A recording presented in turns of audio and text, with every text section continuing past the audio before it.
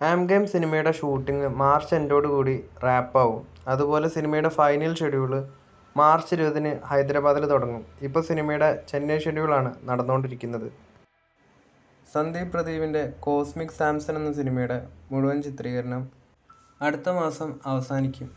അതുപോലെ സിനിമയുടെ 55 ദിവസത്തെ ഷൂട്ടിംഗ് കംപ്ലീറ്റ് ആയിട്ടുണ്ട്. ശിവകാർത്തികേയൻ്റെ സിയോൺ സിനിമയുടെ ഷൂട്ടിംഗ് അടുത്ത മാസം തുടങ്ങും. സൂര്യയുടെ കറുപ്പ് സിനിമയുടെ ഭാഗത്തുനിന്ന് ഒരു ഗംഭീര അപ്ഡേറ്റ് 10 ദിവസത്തിനുള്ളിൽ വരും. രവിതേജയുടെ പുതിയ മലങ്കൾട്ട് സിനിമ ഈ വരുന്ന 13-ാം തീയതി ZEE5-ലൂടെ വിവിധ ഭാഷകളിൽ OTT റിലീസ് ചെയ്യും. KHRK സിനിമയുടെ ഷൂട്ടിംഗ് ഈ വർഷം ഒക്ടോബർ മാസത്തിൽ തുടങ്ങുമെന്നാണ് പറയുന്നത്. സിനിമ 2027 പൂജ റിലീസാണ് നിലവിൽ പ്ലാൻ ചെയ്യുന്നത്. രാജീവ് മേനോനാണ് സിനിമയുടെ സിനിമാറ്റോഗ്രാഫി കൈകാര്യം ചെയ്യുന്നത്. അതായത് നമ്മളെ ഹരികൃഷ്ണൻസിലെ ഗുപ്തൻ.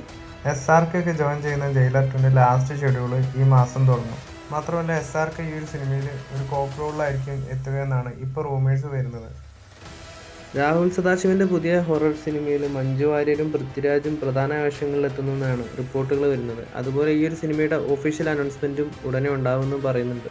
എന്തായാലും പൃഥ്വിരാജിനെ സംബന്ധിച്ചിടത്തോളം 2026 മോളിവുഡിലെ പ്രോമിസിംഗ് ആയിട്ടുള്ള ഡയറക്ടേഴ്സിൻ്റെ കൂടെയാണ് സിനിമകൾ വരാനിരിക്കുന്നത്. നിസാം ബഷീർ, വൈശാഖ്, വിപിൻ ദാസ്, തരുൺ മൂർത്തി, രാഹുൽ സദാശിവൻ തുടങ്ങിയ വമ്പൻ ഡയറക്ടേഴ്സിൻ്റെ സിനിമകളാണ് പൃഥ്വിരാജ് ഈ വർഷം ചെയ്യുന്നത്.